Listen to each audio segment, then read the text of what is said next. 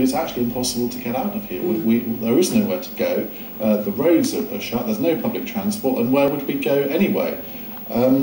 So it's a very desperate situation. And I think the other story on the front page of the Telegraph is interesting, because they're saying that Japan was warned 2 years ago that these nuclear power stations were not safe in the event of an earthquake.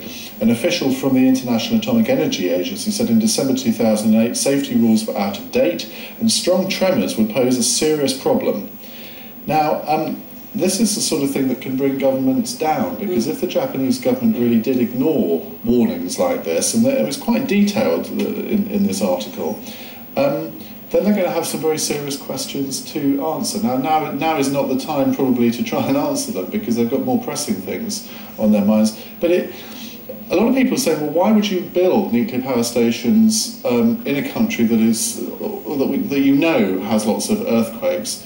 But on the other hand, you could say, well, why build cities next to the sea when you know that tsunamis might be prevalent in the area? So, I mean, in a way, you're damned if you do and you're damned if you don't. You can never protect people 100% all of the time, but obviously a government's duty is to protect its people as much as it possibly can. Hold your thoughts on that particular article. We'll come back to it, but just want to bring you some breaking news now. We're hearing from the Kyodo News Agency. They're reporting that the Tokyo Electric Power Company, which runs the Fukushima 1 power plant, is saying that around 70% of the nuclear fuel rods in its number 1 reactor have been damaged.